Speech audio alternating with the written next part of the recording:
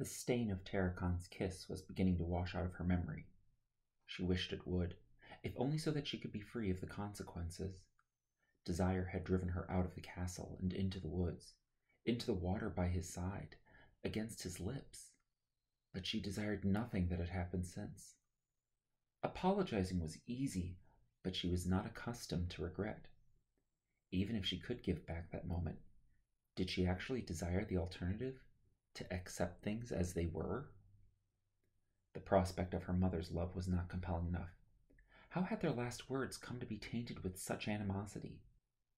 The kiss had pried the emotional rift between them even wider, and now the walls of that chasm quaked with the echoes of a disembodied voice calling for its mother. It had not just been another wake. And while the whimpers sounded as though they were beyond her cell door, they felt closer than any sympathy she had ever suffered. Added to her lonesomeness was her certainty that Tarakon's impression of her had grown unfavorable. It was not her anger at him that had demanded he leave. She was angry at her mother. It would not have turned matters one way or another if he had stayed. He was a symbol of her mother's ever-tightening hold over her, and although attacking Tarakon would not resolve anything, it at least offered some direction in which to vent. She had used him again. How pathetic could she be? There was a clatter of metal just beyond the door. She looked up. The hinges whimpered as the door drifted open, first to reveal the troll's long black claws, and then further to let him pass into the room. It was Lord Marco again, grunting as he used his full weight to force open the door. Behind him, an aquatic glow licked and lapped the walls. It washed over the folds of Marco's cloak and the crooked planks of the cell's door. The darkness ebbed away from a new figure, no taller than the troll. Limp breasts swayed from her anorexic torso. Her sinewy arms fell limp from her broad, bony shoulders. Pointed ears framed the dried brown leaf capping her mop of dark, oily hair. A pair of fattened lips were kissed just above her sharp chin. Her complexion? Hypothermic. Cassandra sat up to get a better view. Thick thighs lifted slender ankles, which teetered on pointed toes. Bounding with a devant attitude, the diminutive and elastic cyan dancer swept into the room. She met Cassandra's gaze with a pair of jet eyes, reared herself up, and let her voice bristle with delight. "Is this her?" "This is the one," Marco grunted. There was a faunal curiosity in the creature's pacing back and forth, in the tilting of her head to examine the captive princess. She raised her hand slowly to Cassandra's chin and traced her long, slender fingers under the princess's jaw. She flicked, and the princess raised her head into a more attentive posture.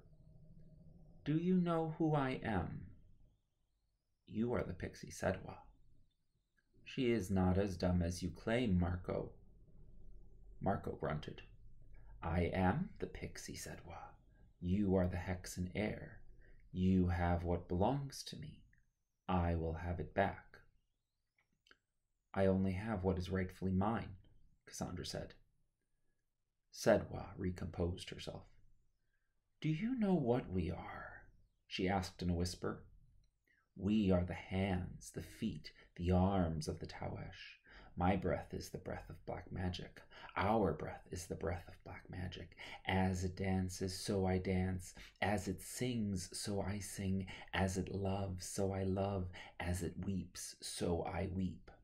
Black tears have been wasted from my eyes, and they fall because of the blood beating in your veins.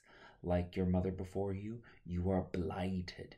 You are as wretched as the day you were born, wretched as your mother the day she was born. Black magic can only express itself as a curse in your hands. You blight us all. I will cure this branch." Tarakon's kiss washed out of her mind. Osmara's supervisory eye blinked shut. The grasping hands that scratched and pecked slipped away. Their fingers disappeared into the abyss. Cassandra's amethyst gaze rolled toward the diminutive pixie. The anger in her breath hissed between her gritted teeth. Mutable creature fails her nature and cannot accept change. I am a daughter of Nier. I am the heir to black magic. As it was lost from you in ages past, so it is gifted to me and my daughters. Then show me, Sedwa barked. Understand, Hexen, that I present you with your birthright. Within those chains you will serve the Taoesh. What great force can you boast? What divine right can you claim? Tethered as you are and incapable of so much as a flare, if Taoesh loved you as heir, then you should be free. But you will wither here, learning your lies, learning the lies you inherited from your ancestors. Lies will keep you here until you are nothing but the dust of the demon's desert. Wither the fields, wither the babes, wither me. Even black magic will wither in your arms. It cannot be yours because you cannot hold on to anything without it rotting. It began in a tone whose vibration rippled the ink of Sedwa's eyes. Cassandra fell back. Green moss, foaming between the stones, cushioned the fall of her body, yet her horizontal descent did not end. She tried to lean forward against the rush, but she was compressed into a dimension with no depth. Her breath was pressed out of her lungs in long, strained wheeze. Her heartbeat clenched, but then could not open for a fresh draw of blood. She hung in a limbo, suspended in the moment before smashing and smearing her shattered body. The void into which she fell was presumptive, an abyss that never crawled over the horizon of her peripheral vision. Despite the distance she was flung, Sedwa and Marco continued to hover only a short distance away. Cassandra begged the void to consume her, then at least she would be away. Sedwa stepped up to the falling princess. Her prickly fingers danced as she reached forward, tickling the air before Cassandra's bare belly. Splashes of white hot light washed out the fingers as they slipped into the patch of soft skin below her hollow navel. A breath whistled shut. The void wrapped around her. She was weightless, suspended. She was a branch held out. She needed only to stretch. There was nothing to reach. There was a serenity in the lack of potential, a bliss so certain that, even with the prickling of 1,000 needle-thin legs swarming over her, she could not be agitated to wriggle or writhe away. She could endure their tracings and scrapings. There were no sprouts on this branch to steal. The season had not yet come. She could stay here if she liked. A branch in the briar hedge, grown in one world and reaching into another, being in both simultaneously. Or at least, that is what the winds whispered across her body. Who plans her adventures before she starts them? Terracon mocked. Branches could not bear the weight of memories, much less lessons from loved ones. The whisper of winds whipped into wails. Enough curiosity about the sound made Cassandra open her eyes. She was seated on the dirt floor deep within the cellar. Her stomach was frothing light, and withdrawing from its depths were the meddlesome aquamarine phalanges of the pixie, who was screaming in agony. Cassandra woke to her condition. There had been a rummaging within her, and she could still feel the scratches and clenches of its probing. The physical violation was magnified by realizations and memories, and how she might be subject to this again. The chords of horror her anticipation struck rung out in her own scream. The two princesses wailed as they fell away from one another. Sedwa cradled her scalded hand. Cassandra curled to clutch tracts of organs ripped out of her imagination. Lord Marco was lost in his astonishment, lost in the distance between them, and too fearful to approach either. "Your time will come," Sedwa spat, "and all of those conceived with your hopes will eventually change their minds." Her dance out of the room began with a violent pirouette. Lord Marco peered around the door as Sedwa stalked off, and then turned back toward Cassandra. He grunted, waddled back out of the cell, and drew the door closed behind him. The lock clanked shut, leaving Cassandra alone with the pixie's tickling caress still slithering through her, still cupping her womb in its chilling palm. At some point during their exchange, the twilight had succumbed to the night. Cassandra crawled as far from the wall as she could and laid her head against the floor where the moonlight pooled. She cast her tear-soaked gaze past the iron bars, through the messy canopy, beyond the wispy clouds toward the moon and the little light it left in her life. The moon was softly petting every texture with its light, hinting at surfaces that hid in the dark of the night. The cobblestone of a prison tower peeking over a forest canopy, the perforated layers of leaves and brush that blanketed the mountains and gulches, the fringe of the savanna briars that hemmed the blanket, then grew thin and sparse until there was only a surface polished smooth by desert sands. Hooves stamped crescent-curved prints in the sand. Tarragon bobbed lazily in Ramsay's saddle, watching the tracks fade into the darkness behind them. His mind was anchored back there, where Draco had last barked his orders. If he listened carefully, Tarragon could still hear the thunderous baritone, but he knew it was only an echo, and knew what waited for him if he turned back. Tarragon? Another voice. It was Eloise, her brow furrowed with apprehension. Hey. Tarragon recovered from the startle. Have you heard anything? I spoke with Karen, Eloise began. We hitched our tents next to one another today. She fell asleep crying. When we got up tonight, I asked how she was doing. She is not faring well at all. She has some awkward relation to the royal family, fourth cousin or something, still close enough to get into the order, but of little other significance. Draco had personally selected her as his squire, major in the Order of Valish. I guess they were getting really close. Karen is worried that the Duchess of Wenador will blame her for Draco's death. I guess there were questions about his fidelity. Now that he is... Eloise could not find the words. Well, Karen is commanding officer now, but she is not stable. The Paladin was next in command after her, so I think that leaves us with you. All of this has had me thinking, and I understand now why they did not delineate a clear order of command. It does not matter.